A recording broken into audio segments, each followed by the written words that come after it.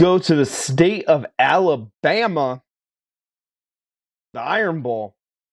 Auburn traveling to Tuscaloosa to play the Crimson Tide. Over under of this game is set at 49, which I was kind of shocked and taken aback by that. Clutching my pearls. Oh my goodness. And then Alabama is a 22-point favorite in this game. It's weird Iron Bowl here, man. Auburn fires their coach and they win the next two games. And you take a look, they beat, well, Texas A&M, who's a dumpster fire in themselves, and Western Kentucky. You take a look at Alabama. Alabama, I know it sounds weird with two losses, but Alabama still has a shot at the college football playoff here, which is kind of bizarre to me. But they picked themselves off the mat. You know, they had that loss to that 1 point loss to LSU, beat Ole Miss, beat Austin Peay last year. This is a 3:30 kick, afternoon kick. Iron Bowl's goofy, but especially with me fresh, I'm thinking that usually in this realm, I don't want to completely count the Auburn Tigers out, but I'm gonna count the Auburn Tigers out. The Iron Bowl, I think of all the rivalry games, the Iron Bowl is probably the craziest one because there have been many occasions where the unranked team who is barely at 6 wins somehow plays the game of their life, historically going even way back to even before the Bear, and makes it really like a one-score game, or they end up pulling off the upset, whether it's special teams on, punting and taking punts to the house, or blocking kicks, or taking missed field goals, 106 yards for a touchdown, or it's just the crazy things pop out. And you look at last year, Alabama's team was pretty good, and Auburn made them look average in that ball game, and it took overtime and Bryce Young miracles to survive the Plains and keep themselves alive in the college football playoff and in the SEC championship, discussion. Um, they had no business being in the football game. The Auburn team last year was pretty terrible as well, and they drew it all up and they brought up the energy. That's where just like it's just weird. You get a weird thing happens where you could have we talked about it at the very beginning. You could have a 3-8 team show up and they will beat an 11-1 team or 10-1 team on that given day. It doesn't happen as many times in other situations, but the Iron Bowl just seems to have that weird vibe. And the other part is this Bryce Young's last ever game. Because if they don't make the playoff, does he sit? Does he just take himself out?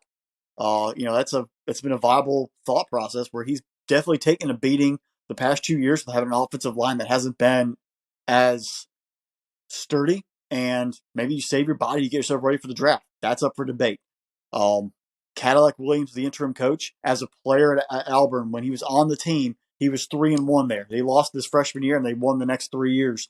And the second season, very eerily, they went to Tuscaloosa. Alabama was number 9 in the country. Auburn was unranked, and Auburn won 17-7. So very similar here. Alabama's a top 10 team. Auburn's not ranked. Games in Tuscaloosa. Just putting it out there. So he knows what this to means about. He knows what it means to win this rivalry. He's been a part of it his entire life. He's coached on the sideline. He's been as a player. He has that Auburn mentality where the guys understand. It's a little different than what you had there, probably from Brian Horson, Gus Malzahn, anyone who's been there recently. Where he's an Auburn guy, he understands it. He's been through it, and the players are driven with him. Obviously, he's inspired. Yeah, it's A&M. Yeah, it's Western Kentucky. But the players played with energy in both those football games that we hadn't even seen maybe in a year and a half, where they had the juice to really want to step up and play football for full 60 minutes for a coach, for each other. So that's an unwritten thing that we have coming to this football game. Where's that motivation coming from? Alabama's not playing for an SEC title. Their odds of making the playoff are slim to none. There's a lot of things that would have to happen. They're actually ironically rooting for Georgia to beat LSU handedly and other things to happen. So they need a miracle themselves. Do they play with as much energy and fire in this football game at home? Who knows? They've been exposed all season long. There's definitely times they've looked like Alabama. There's definitely times they've looked like just an average football team. Can Auburn take advantage of that? And then you have the other drama that's sort of out there in the backwoods is Lane Kiffin the next Auburn head coach? How do the Auburn players respond to that? Do they want to pay? They already know they're playing for a potentially new coach. Are they playing to impress and maybe get Cadillac the job, or are they playing for playing time for the future if whoever is named that head coach becomes that coach? There's a lot of extra drama around this football game. Um, we already did our part one preview about the Egg Bowl, but it's funny that the sports director for Starkville, Mississippi, is the one that leaked the story about him going to Auburn in the first place the week of the Egg Bowl. So just there's controversy all over which team's actually paying attention, which team is actually focused.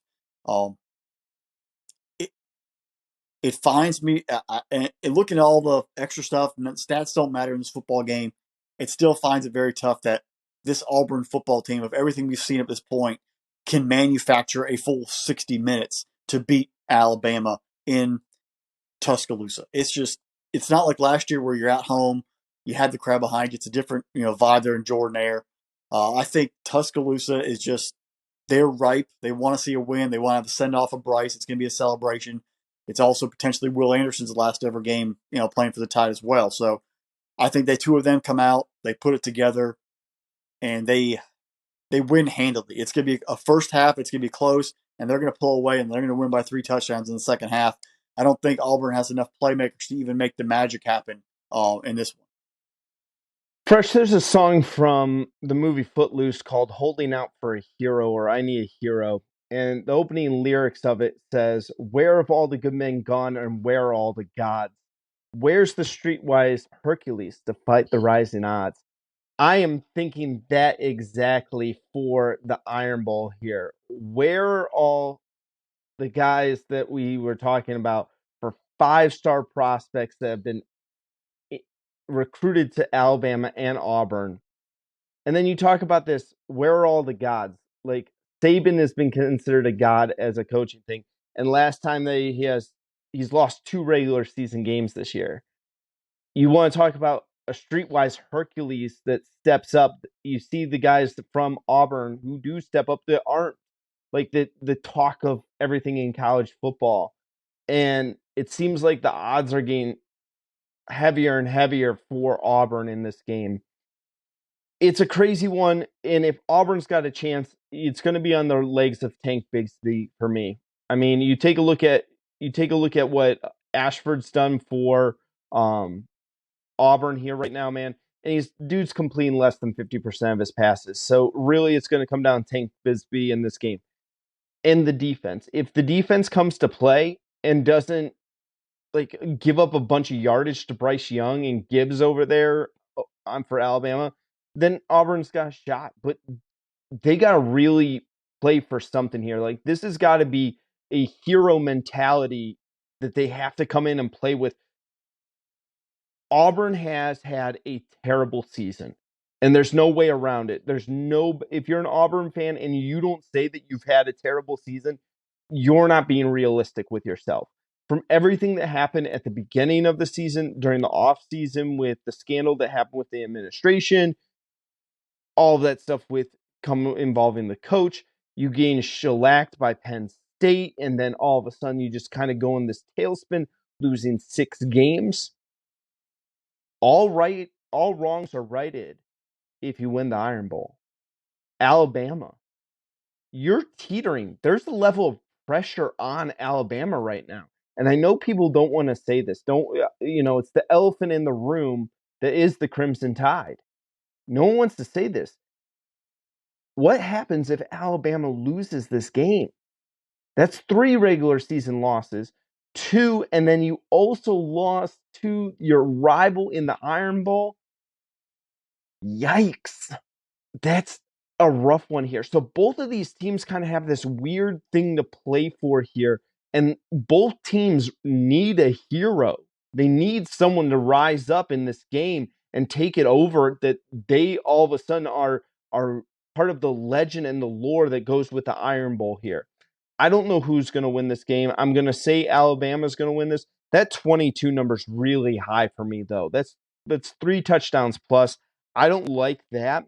I think the game's closer than that. I think that Cadillac Williams is going to give one heck of a pregame speech. I think guys are going to be ready to run through a brick wall for that dude. And that's the same thing I keep thinking about. I think that it's the whole idea about punching through a brick wall. Like a single person can't knock over a brick wall, but it's going to take the entire team. It's going to take the entire team to get through what's going to take to beat the Crimson Tide in this game. It wouldn't completely shock me if Auburn wins this game, because I'll understand that they had something to play for and that they wanted this more than Alabama. Man, Alabama, we got to have a long talk about Alabama if they lose this game. We have to have a very long talk about the offseason, and we're going to be talking quite a bit about Alabama all summer long if they lose this game, because this is the difference of going. Even if they don't make the playoff, they'll go on New Year's Day 6. They don't win this game, Duke's Mayo Bowl is where you're at. I don't know, man. Yeah, I don't know, man. This is a crazy one for me. So I'll say Alabama, but who knows? It is interesting though, the 03 and 04 Auburn teams. What really made them roll was the two running back system of Ronnie Brown and Cadillac. Now Auburn does have Tank Bigsby and they have Hunter, two very good, talented running backs. Can they take that in there and just run the football, the two of them, just wildcat it out all day long, and just give them crazy looks, pull it all the stops? It's gonna be interesting to see. Now, there's another thing I was thinking about while you were talking about. I was trying to ignore your music lyrics, but this kind of also just it. I wish we had like a Steve Spurrier kind of petty person, like a Lane Kiffin or something like that, who would say some crazy stuff in this rivalry, instead of being so stoic. It would really be funny if Nick Saban came out one day and was like, we got 2 losses by 3 points. It's a lot better than losing by 30 to South Carolina. Like that right there would be amazing material in a press conference. I just can't believe you don't like my song lyrics here. Oh, fantastic! It definitely caught me. I mean, I don't want you to sing it because we'd probably lose listeners, but the reciting of it was okay. Yeah, Bonnie Tyler, man. That's some classic stuff right there. All right, Fresh. Well, we'll pass on to me talking about Footloose.